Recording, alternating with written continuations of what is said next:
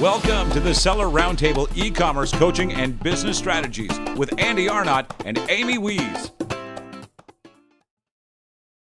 Well, we have a listener that has a question about what is your day like now, right? You just talked about how you scaled your business and you are to that point now where you're working every day and doing your business full time and you're really focused on that.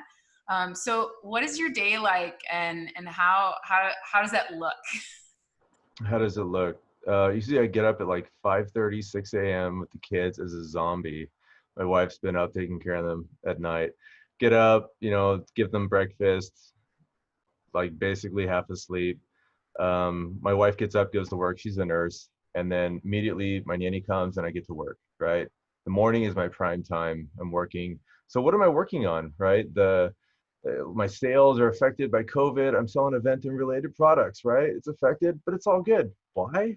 I read the Profit First book. My business has cash. I can get through this downturn. It's all good. Long-term planner. So what am I doing? I'm designing packaging for my products right now. I'm working with several different designers on that. I'm scaling up my social media presence. I'm trying to get on TikTok. Get my products to be trending on TikTok. So you know how they have those for your page, so they copy this dance. I want my product to be on one of those pages by an influencer so that everybody has to buy that product. So when they're at home bored making TikTok videos as everybody's protesting, they have to buy my product to do this dance. Like, these sorts of strategies to, essentially still make yourself relevant in this weird business environment. So I've got a few initiatives this year. One of them is in retail. One of them is in social media. So those are the main initiatives that I'm doing, regardless of what my sales are doing. Being business owners, our income goes up and down, but I still have high hopes that, high beliefs that, we're going to get through this, and my business will too. So yeah, usually around like 1 or 2, if the wind's doing good, usually I'll go kite surfing for an hour or two, come back, make dinner, put the kids to bed, my wife goes to bed, and then I work for another 2 or 3 hours till midnight.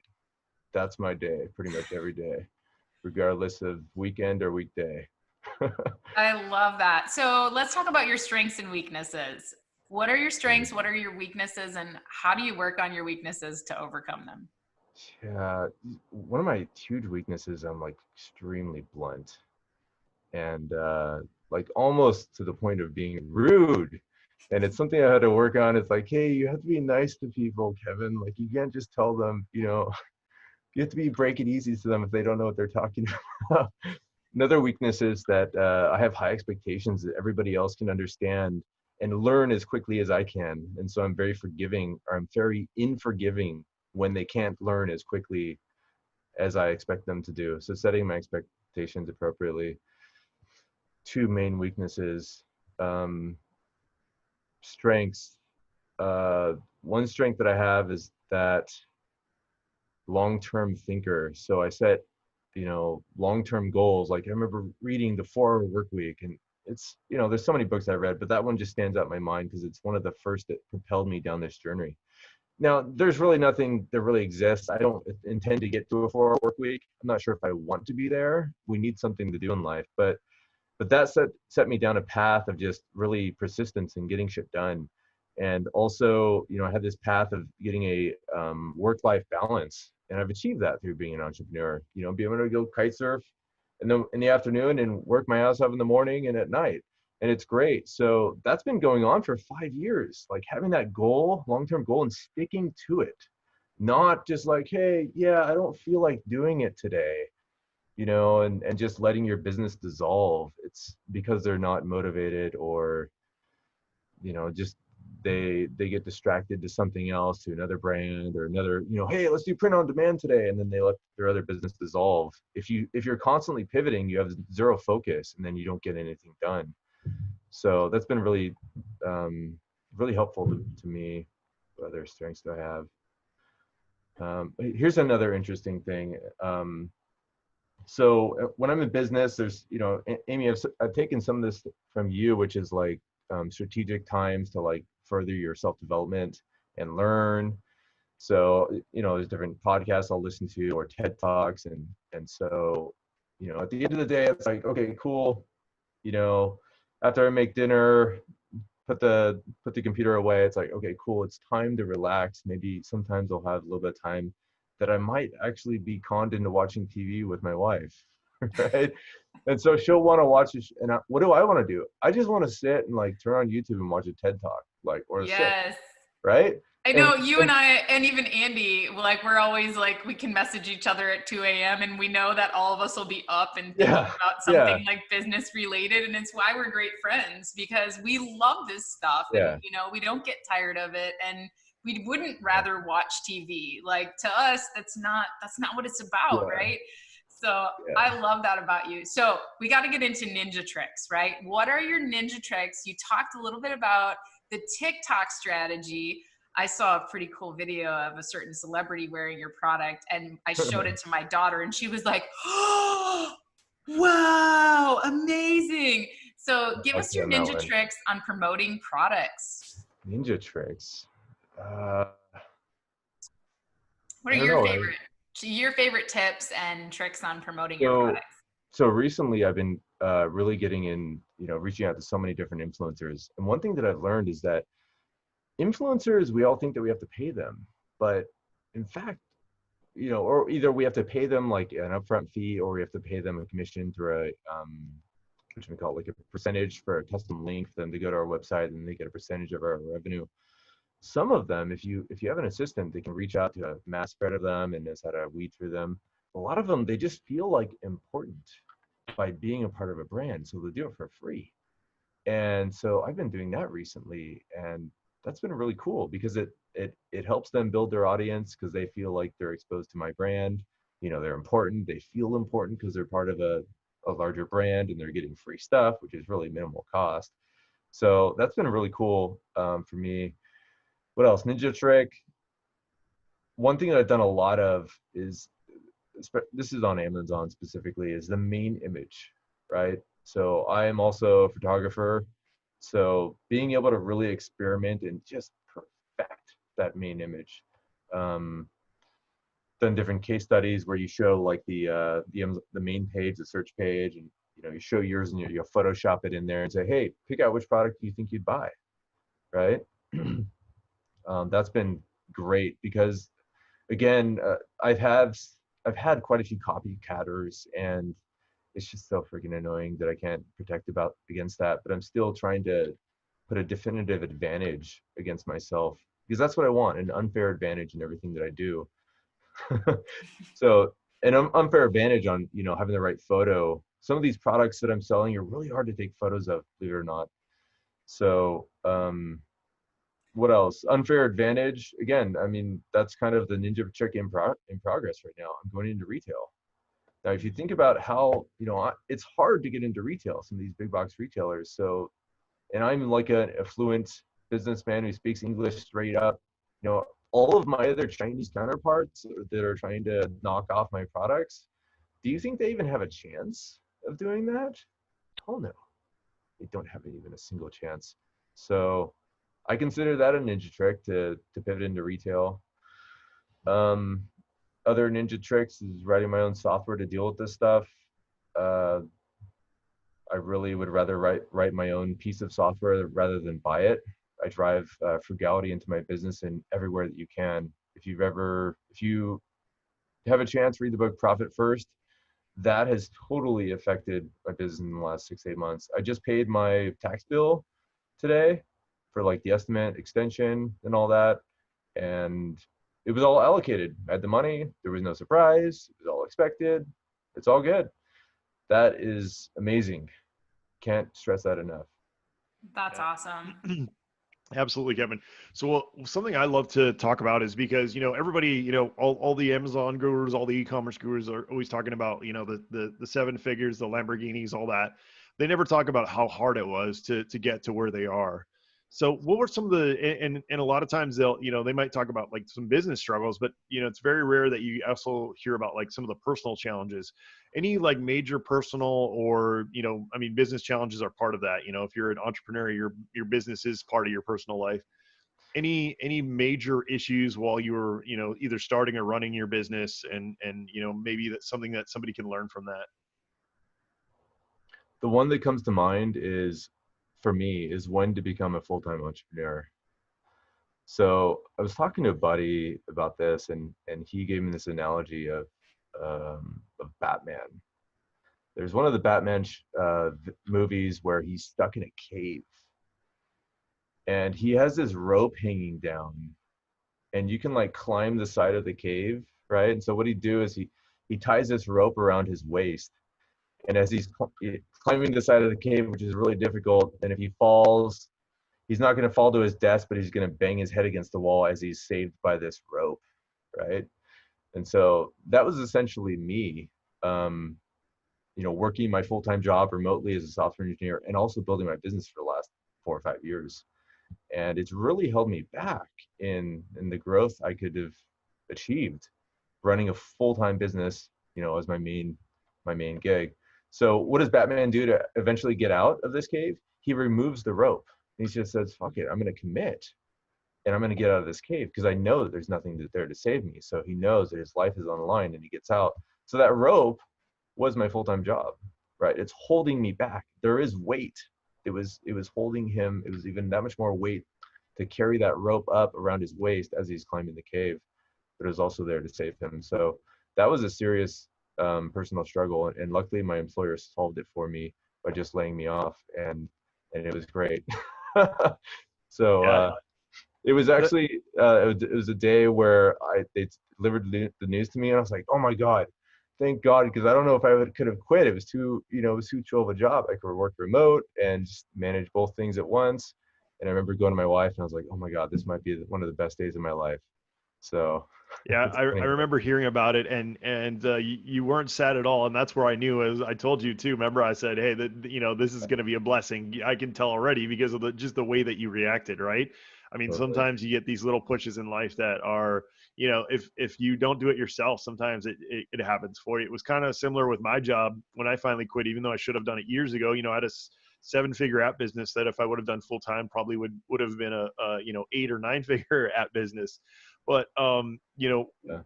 I had a similar, I didn't get laid off, but similar type of situation where I was just like, events happened at work where I was like, I can't put up with this anymore. And it's kind of crazy how that works. But I absolutely love that analogy. And that's a great share. Thank you for sharing that.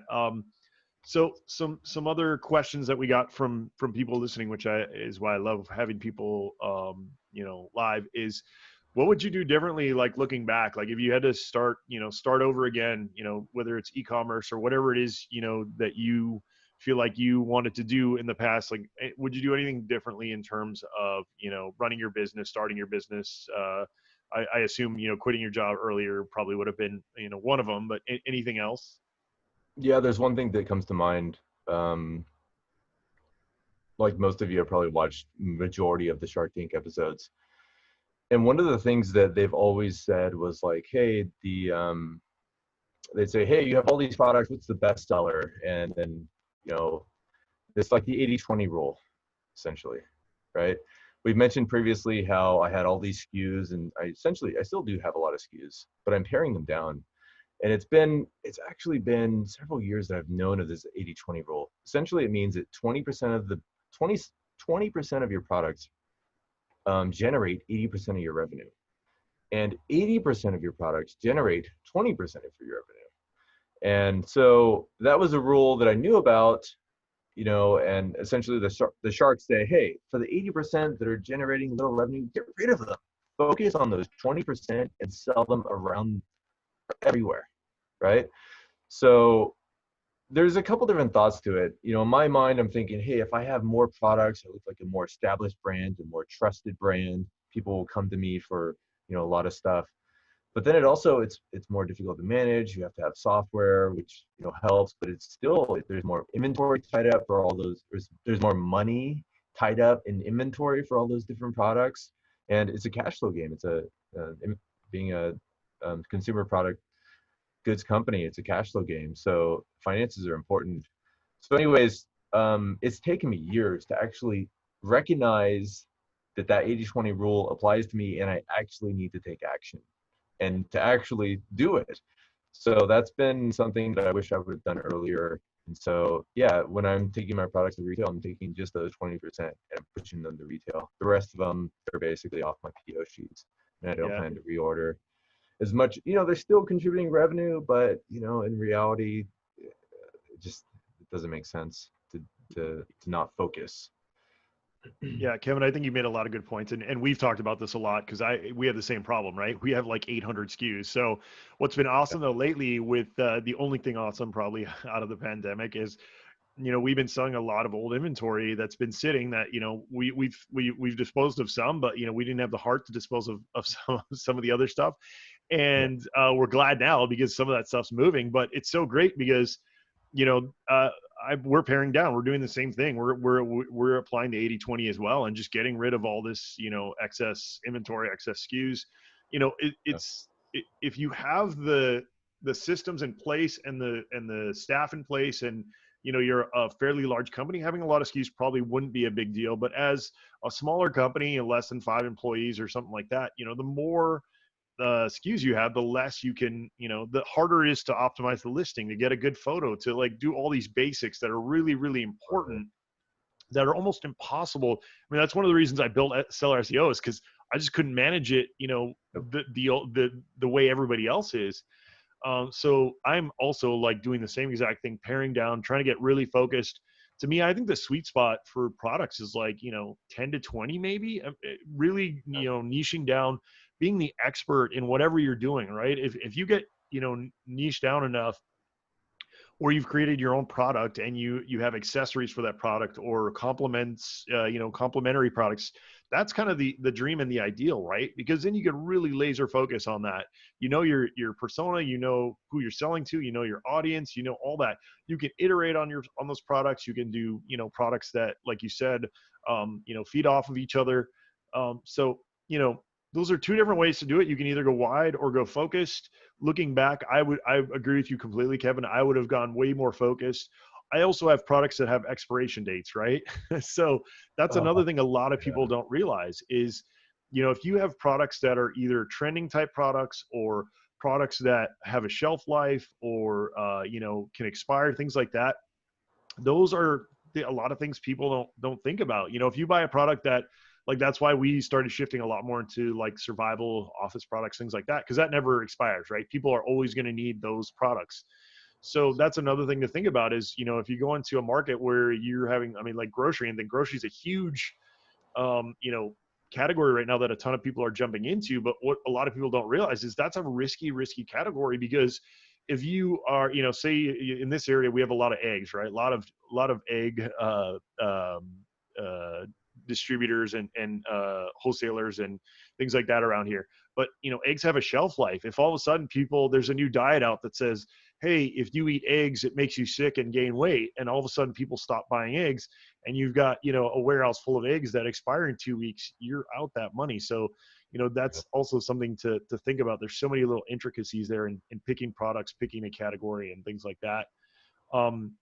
That being said, any other advice, Kevin, to like, sellers starting out, like some pitfalls or some basics that you can, share with people on, how you think they should get started? In my opinion, there's so many people that they just want to like research and just really make everything perfect. And it's just complete opposite from how I approached it. I want progress. I want instant gratification. I want to make the first sale in the first hour, if possible. How fast does it take for this little handmade thing to get to Amazon? Can I sell it in the next hour? I know that's sort of hyperbolic, but just like trying to remove blockages. Like if you're blocked by, but yeah, what is it? Any bad decision is better than any indecision. And I couldn't agree with that more. However, there's one thing that I think is really common with people in our industry, which is they're just like, well, screw it, I'm just gonna buy it. I'll buy 3,000 of them, and then they're stuck with a product that's not selling. Like that's really common. So yeah, like do that rapid prototyping, that rapid iteration process, but try to do it at small scale and validate it before you move to larger amounts, because then you'll be stuck with all that product in your garage just sitting on it and selling it at a loss or just trashing it. Would you guys agree that that's like really common Yeah, for sure. industry. And when you were saying that, I just ran into a quote yesterday, the day before, that I thought was awesome, because this is sort of how I operate. And like you said, there are, pluses and minuses to it, but it's General Patton. It was a good plan violently executed right now is far better than a perfect plan executed next week. Yep. So when you're starting out, I definitely agree with that quote. Now, once you're into your business, that might not be the same, but so many people are, the analysis paralysis, and always coming up with a roadblock or an excuse, like this isn't perfect, that isn't perfect. I don't have my Facebook page isn't set up yet. It's like, who gives a shit, people? Just try it. Some of the biggest mistakes looking back in my life is just the fear, right? Just the fear to get started. So many people have that fear. And once once you pass that fear, once you fail, once you have that first failure, you're like, oh, it's really not that bad. In your mind, it's 10 times worse than the reality, right? Like, failure is always like so much worse in our mind. We always create that failure that's so much worse in your mind than in reality. So I feel like that is such a great quote. And folks, I think between Amy and I and Kevin, that's some of the best advice we can give you guys. We're not saying go buy 2,000 units, just like Kevin said. That's why we love this sourcing small thing, right? Because it lets you violently execute that plan right now, right? It's not perfect, but it's going to get you out the door, and that's going to be far better than the 90% of people who sign up for their Seller Central account and never post a single product. So guys, that's what we want to leave you guys with. Now, that being said, Kevin, we talked about this a little bit before, but let people behind the curtain, because I feel like so many people, their lives get changed so much by what they consume. So what are your favorite books? You already mentioned 4-Hour Work Week, podcast, motivational materials, kind of things that help people along the way. I think personal development was another thing that if somebody asked me if I could redo in my 20s, if I would have done more personal development, I would have been so much further along than I am now. Yeah. Well, let's see. Probably if you go on Amazon, just look at the top, what is it? The top business books, like the top 5 or 10 influential properties. God, I forgot the name of the books now. Rich Dad, Poor Dad, Richest Man in Babylon, Economics 101. That was really interesting. Really pertinent to the political climate we're in right now. What else? Marketing 101. I think you got me turned on to that one, Andy. I really like that podcast. I'm of course listening to Tim Bush's podcast On the Shelf. Love that thing. I listen to TED Talks too. So like we listen to all these books on like finance and like e-commerce entrepreneurship or marketing podcasts. But there's a lot of things that are left out as far as like emotional intelligence when it comes to managing a team, or to like, actually interacting with like large retail buyers. Those sort of things are really important. They have a lot of TED Talks on that, which is, something where for some reason I sit down at the couch and I watch it on my TV rather than on my computer, because I have YouTube on my TV. So it's almost like, hey, rather than watching, whatever that next season of the useless, And Handmaid's Tale, that's what my wife is into right now. And I was like, yeah. So with the world being so depressing already, I'm like, do you really, like, I like will leave the room when she puts that show, and it's riveting. It is. It's like, I want to, they've got all these gotchas, but yeah, it's just like, I don't want that extra, weight on me. Yeah, but also, Amy got me turned on to Facebook groups, and I think I'm part of like freaking 2,000 Facebook groups or something, and it's insane. And like just the information that's fed from there and different perspectives, and yeah, that's been such a cool asset. And we used to have forums back in the day, like forums, you have to log into each one differently, but Facebook has done it so well that they actually have it all in your feed now, all in Facebook, and the Facebook groups are now the new forums. So that's so cool. You can, not only can you do it with business, but you can do it with like your audience, with your target audience, your different niches. So you can validate products in there. You can ask the customers what they think of a product, as long as it doesn't sound like it's a solicitation. You can learn about business. There's different memes, right? So one of the things that I struggle with is like on a daily basis, if I'm trying to change a habit or something, I need to be reminded on a daily basis. So, I've tried like put like a meme or a photo on my wall to help remind me like, hey, Kevin, don't be so rude and be so blunt to people, right? So that'd be one of the things that I would put on my wall previously. But what happens is it almost becomes another picture frame on your wall, and you don't realize it after the first week. It's just there. You don't even acknowledge it. But if you're on like some of these positive groups on Facebook, they're feeding you different content every day to reinstill that back into your brain, and every day. And if you do that times 1,000 groups for business, for positivity, for emotional intelligence, for finance, for investing, for real estate investing, it's just like this bit. Facebook now becomes less of a tool for politic bullshit and friends, babies, which is cool too, but and more of a tool for business and personal development. If you can curate your feed to be like that, it's so cool. And then also download that little plugin for Chrome to get rid of politics from Facebook. Yeah. I love that too. Yeah, see, that's one of the things. Well, getting banned from Facebook was one of the reasons I was involved less in Facebook. But I've really enjoyed LinkedIn. I mean, that's why I like LinkedIn, is because you're taking. I mean, with what's going on now, the politics and things are spilling over into LinkedIn now, which is frustrating. But I get it, because it's all encompassing. I mean, it's as Americans, we're all in this now. So that's a little bit frustrating, but that's why I've been really loving LinkedIn, is because as a business person, I feel like I'm getting the most value out of that. I feel like LinkedIn is so spammy. It's like, well, in the so groups, the groups.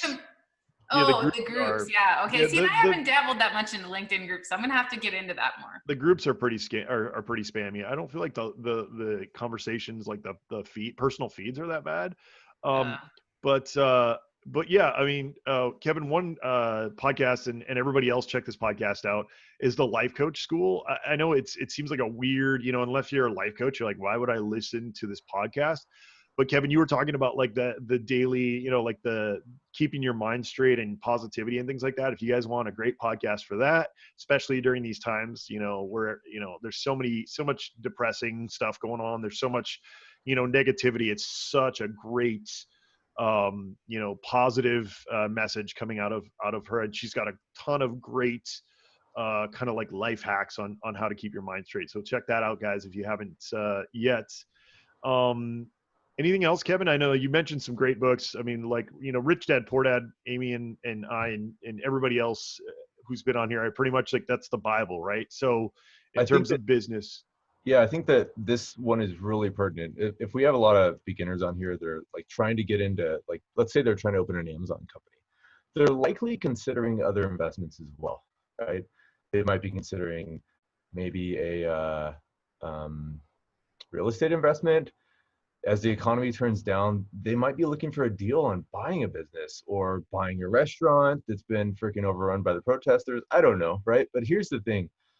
Whoever you're getting advice from, consider where their income is from. This is from the Rich Dad Quadrant, Rich Dad, Poor Dad, whatever. Cash flow quadrant. But cash flow quadrant. Yeah, the author is sort of weird if you look at interviews from him, but his content is so cool. Robert Kiyosaki. But anyways, if you look at, you have to consider where the person's getting their money from. And people aren't always exactly clear with it too. People embellish on their income, and it drives me nuts, especially in the Amazon world on revenue. They never disclose profit. It's such bullshit. But anyways, where does their money come from, right? So let's say that you're gonna let's say you're gonna get advice from somebody on investing in I don't know, the stock market. So you're gonna call TD Ameritrade, and you're gonna get advice from some dude that's an employee. He's gonna tell you where to put your 401k money. Where's he making his money from? He's not making it from the investments. He's making it from being an employee. Are you gonna listen to him? Fuck no. You shouldn't listen to him, right? It's my opinion. Now, if you find somebody who, like Andy, he's doing flipping houses now, or he's flipped a couple houses. Now, you might consider listening to him because he's made some money doing it, right? Now, if I found somebody who professionally flips houses in California, yeah, I want to ask them to be my mentor. Now, somebody who made money on Bitcoin, I don't know. That's sort of like winning the lottery. I probably wouldn't listen to anybody in that industry who made money with Bitcoin. But yeah, it's just also like, let's take the consideration of, buying a restaurant. During this downturn, I imagine there'll be deals that be had. This is when people make money. So let's say you want to go buy a restaurant, And let's take me for an example. Let's say somebody approaches me, hey, you want to buy my restaurant for 30 grand? It's really worth 10 times that. Well, let's see. Have I ever worked in a restaurant? No. Have I ever managed a restaurant? No. Have I ever owned a restaurant? No. Do I have a mentor who has done any of those? No. Now, if I did, maybe I could be mentored into it. But otherwise, what the hell are you doing buying a restaurant, right? So do what you know. And so, yeah, I think that's really relevant because, again, as we go into this recession, this is when opportunities are going to arise. And I hate to see people just jump on things because they were, tipped off to go buy Bitcoin on the internet somewhere. Yeah, Kevin, mentor is so important. Yeah, I think that's such a great point. And I think that's, yeah, the people to learn from are the people who are in the trenches, right? Who are the people who are doing it every day. I think those are the best people to learn from.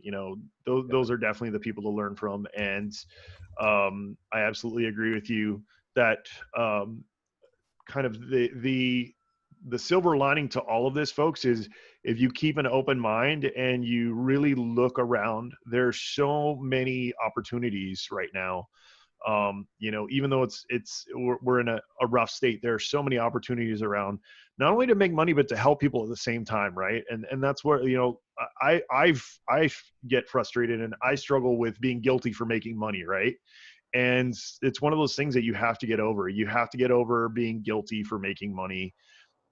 Making money will enable you to, number one, follow your dreams, take care of your children, and hopefully do some good in the world. Right. I mean, that's really what you can do with money. And Rich Dad, Poor Dad, that's another why it's such a great book is, to me, growing up, especially if you didn't grow up in a family that had a lot of money. I mean, we were, probably middle class, but like growing up in a family where you don't have a ton of money, a lot of times money is talked, negatively. It's a negative thing because if you don't have it, you don't want it to be something that your kids are like, we don't have money, our life sucks, right? So you don't want to teach that. What you want to teach, though, is that, money can be empowering. It can be empowering in so many different ways. So I think that, Kevin, you make so many great points there. That being said, we've gone long, and Kevin, that between you, Amy, and I, we could probably do a 3-hour podcast, because we could just chat about so many different things. But I think that this was awesome. I think people are going to get a ton out of it. That being said, I don't think you have anything to plug, but how can it, feel free to if you do. But if not, how can people get a hold of you? They can find me on Andy or Amy's group. Kevin Dickinson, just reach out to me. If you send me a message on Facebook and you're not my friend, try and send in this first message like, hey, this is what I need and this is what I heard you from, blah blah blah, rather than just like, hey Kevin, and then or the wave or the happy face. I just ignore those. Yeah. So hi, hello, hello, hi, great, hello. It's like hello. block. Yeah. All right, guys. Well, thank you so much for joining us. As usual, everybody here who's live, we really appreciate you guys showing up live. Really, once again, we got some great questions today, and that really helps us to make the show better for everyone. So thank you guys so much for joining us here live. Those of you listening on the podcast, if you haven't done, please rate, review, subscribe. We really, really appreciate that, guys. The podcast is continuing to grow. We're really trying to not make this an Amazon podcast, even though that's kind of how it started. And, that's our core still, but we really want to give you guys all the tools that we can, all the things that we're doing, things that we see that are working, trends that are working, everything that's, that can help you guys ditch your day job. Because I think when it comes down to it, that's one of the main, when we talk to, most people who listen to the podcast, it's probably their number one thing, right? They want more freedom. They want to kick their day job or whatever they're doing now to the curb because they don't enjoy it. They don't get the free time. They don't get time with their kids, things like that. So guys, we really want to help you guys get there. So, once again, Amy and I are fairly available. You guys can reach out to us. I always give my email. I might get a little spam here and there, but andy@sellerseo.com if you want any questions directly to me. I really try to get back to you guys. Sometimes it might take me 3 to 4 days because my inbox just overflows, but I really, really try to reach out to you guys and respond, personally to you. So feel free to reach out. And we just updated the website, sellerroundtable.com. We got some resources there. We will continue to improve that. We're going to try to put all the resources, all the tools, kind of everything Amy and I do all in one place to make it easy for you guys. I know in the past we've kind of been all over the place in terms of sending you to this website, and that brand, and all those things. We want to send you to the sellerroundtable.com website, and then you guys will be able to navigate from there and hopefully get you guys what you need from there. Thank you guys so much for joining us, and we'll see you 1 p.m. Tuesday. sellerroundtable.com/live is the new link if you want to go there and join us live every Tuesday, 1 p.m. Thank you, Kevin, for being here. Thank you, Amy, as usual. Enjoy your pressure cooked meal. Is it not pressure cooked today? It's slow cooked spaghetti. There we go. Fantastic. Nice. All right, guys. Thank you so much. We'll see you next time on Seller Roundtable.